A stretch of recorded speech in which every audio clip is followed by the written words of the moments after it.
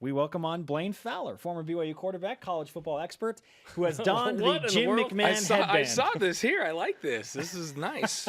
In honor of Jimmy Mack. Oh, I'll yeah. take that off. We wore those the day of the Utah State And that's game. just They to were prove fun. right there that nothing can damage this hair. Does anybody have better hair than Blaine Fowler? The thing about this hair is it just wakes up like this, you know? I can walk down a street and an anvil could fall off the top of a building like on a cartoon. Yeah. And if it fell on this, it would just go boing. It would just go off. What's better, your football career or your hair? My hair was a lot longer lasting than my football career. So It withstood the test of time. yeah, it just is always there. It is always there. Hopefully always. It's never let me down. It just doesn't let me down. I'm not sure how we're going to transition out of this. I'm trying to think of something transition. super clever to say. thing. The follicles of football are what we're discussing. So no, here's the thing. This is your transition. My we're hair, talking about my transition. hair, it just doesn't change, and it's simple. Just parted on the side is very simple. It's easy. My hair knows what to do. It doesn't get confused. I don't try to make it do things it's not capable of doing. And so so we transitioned this into football. We heard from Bronco. Who needs your transition? Yeah, Blaine just we did heard it. from Bronco and we heard from Nick and we heard from these guys that, you know what, we have a good plan, but it's not being executed. And now this is multiple weeks in a row it's not being executed. So assignment errors, guys. So is it time for them to really simplify what they're doing? If they've had the injuries and the guys are too young, and Bronco mentioned in his comments yesterday that he underestimated the youth and the inexperience of what he had on the defensive side. So the answer for youth and inexperience is always simplify. It's always make it easier. If you're teaching all you can during the week and they're just not getting it and they're still making errors in the game, then they need less. Yes. So you know that I think that we'll see a more simplified game plan as they go into Boise State. And your theme for this one is how important is this Boise State game? Can change the season. It's to me it becomes a must-win game. Because this becomes a must-win game. BYU will win the three after that. If there isn't any question. But nobody will care. If they lose to Boise State, nobody will care that they win the next three. That's right. But if they beat Boise State, now you're talking. You could be 8-3. If they beat Boise State and people go, okay, you know what? It took them a couple weeks to figure out how to manage through all these injuries, to figure out how to play without Taysom Hill, to figure out how to play with your fourth and fifth running back. There is forgiveness right. there. So it's all right. So there were some crazy things that were going on that were really out of everybody's control. These injuries are just, I've never seen anything like it. You know, who loses 9 starters basically? You could count 12 really that are major contributors that have had injuries on and off through the last 4 weeks. So it's hard to recover from that. But people will put all that behind them and say, okay, we get it. That was tough. They had to figure out how to deal with that. They had to figure out what to simplify. They had to figure out what they could do best with the guys that were playing. Now they're getting some of these guys back. They go and they beat Boise State on the road, who's playing pretty well right now.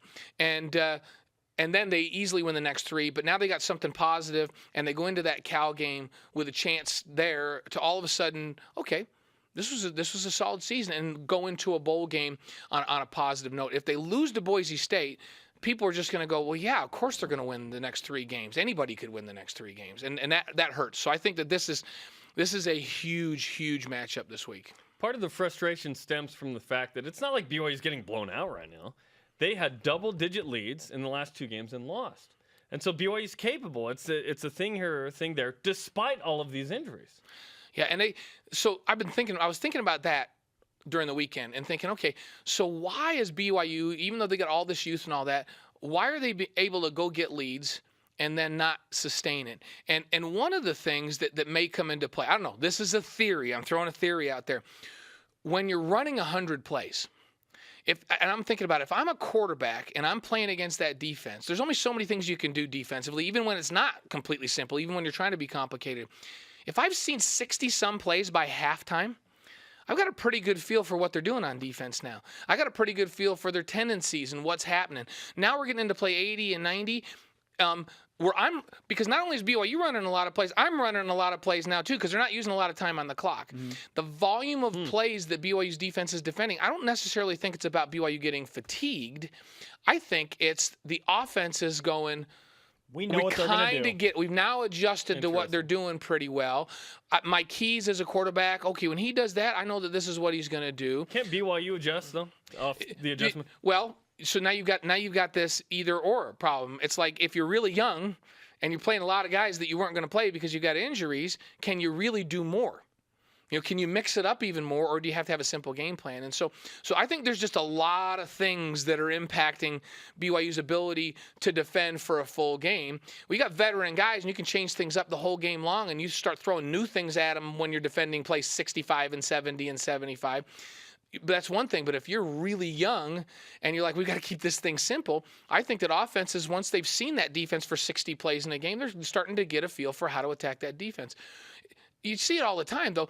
Look at an NFL game even. It seems like the teams stop each other for 3 quarters. Then they get into the fourth quarter, now all of a sudden all the scoring happens. It's about now you're settling in offensively and you've made adjustments, but you're also settling into the speed of the defense and what they do, and you're getting some of the keys, and you're starting to be able to understand where the holes are in the defense. And offenses are always more effective down the stretch if you watch an NFL game. So it shouldn't surprise you that happens. But when BYU has a lead, they've got to be able to protect that lead. Is it slowing things down offense? I don't know what the answer is. I don't have the answer here today. I'm just throwing out some theories on maybe why they have struggled down the stretch. And I think it's a combination of youth and having to be simple. I think they may even need to be more simple. And teams seeing a lot of that defense and adjusting to it as the game progresses. Blaine Fowler, BYU national champion quarterback, dual threat analyst, as he was a dual threat quarterback on the field, has the best hair in the business on BYU Sports Nation right now. Okay, you've talked about you don't know what the fix is in terms of what we just discussed, the number of plays that are being run and how BYU adjusts there. What is something that BYU can fix that should be number one on the priority list this week? I do think that they need to reel in, and this is, we're saying teams are going to adjust. I think they need to reel in what they're doing defensively so that they are absolutely certain that they can run it with a high execution level. So if they need to have 3 less packages in defensively, but they're sure the 5 that they've got in can be run perfectly, then that's what they have to do. And I think that's what you'll see this week. So they need to evaluate what personnel are we going to have on the field and what can they handle. We've gone into games with these 8 different concepts defensively, and we haven't run it well. Maybe we need to go in with 5 this week, and we need to run it well. And so I think it comes back to basics. It is almost like starting the season over. Mm-hmm. What do we need to do? And who are they going to have back this week? If Craig's going to be back, that changes things a little bit because Craig is somebody that settles the whole defense down. Bills, he makes calls. He gets guys in the right spot. So they're going to be better assignment-wise with him in there because he's like a quarterback on the defense back there. Are they going to get him back? Is Levitt going to be back? Is Alani Fua going to be back? And Alani Fua. You think back, people ask, why does BYU not have the pressure this year that they had last year? BYU's defense is not designed for the 3 inside guys to provide the pressure. It's designed for those guys to be block eaters and your outside guys to provide pressure. When you had Kyle Van Noy on one side and Alani Fua on the other, teams had to make a decision. Gosh, we're going to double team Van Noy because he can just kill us. So we're going to be really aware of where he is, and we're going to keep a back end to chip him. And Alani Fua, you can't block one-on-one. So you had 2 guys that were really difficult to block one-on-one. So now you come into this year and you say, hey, we're going to have that again. You can't block Bronson Kafusi one-on-one, and you can't block Alani Fua one-on-one. So we got the same situation. We should be able to get pressure. Somebody off the edge is going to provide pressure. If the inside guys are pushing, then that pressure is going to force the quarterback to step up into those inside guys that are pushing. How many games have we had Bronson and Alani 100% healthy out on the field together this year? 2 or 3, I believe. Two, I think. And so there's, I would say the number one source of your lack of pressure is that you don't have guys on both sides of the ball that a team comes into a game and says, we got to double team both of these guys, and you can't double team both of those guys. And so that hurts. If they're both back, if Alani's back and Bronson's another week healthier, that changes the dynamic of your pass rush. And having Craig in the back end changes, he covers up for some of the errors by making sure guys get the right call right before the snap and gets people in position to make plays. So just by virtue of getting some guys back, we're going to see them be better. And from our understanding, most of those guys are going to be back this week, and that's going to help. And that's the number one storyline in the game to me. Will Jamal Williams, Alani Fua, and Craig Bills play in the game? Because David Nixon told us the biggest thing the BYU needs right now, the BYU defense specifically, is confidence. Those guys just being out there, regardless of whether they're effective or not, will inject confidence Yes, it in the breeds rest, confidence. in the rest of the Yeah. team. They'll play more aggressive. They'll play faster. And I think maybe they'll believe. the combination of that and maybe simplifying things a little bit. If you're thinking about, oh, wait a minute, what am I supposed to do when we make that check? Then you're not playing full speed. And so the guys have to be confident with what they're doing. And sometimes that's just Craig Bills saying to the corner, looking over there and giving him a hand signal, verifying that, oh, that's right. That's what I have. Now I just go play full speed. That's all I've got to do. So it's confidence and it's knowing what you're supposed to do, and then you can play at full speed. If you're thinking, then you're not playing full speed. You got to just be reacting. And I've seen times this year when I feel like the defense is thinking, and then they're still making mistakes. And so we'll see. And you know what? Craig and Alani really are, I hate to prioritize, but the offense can get by okay without Jamal. They've shown us that they can. We didn't They maybe can, think that at the they beginning can of the run year. the football fine. They can power it with the big boys.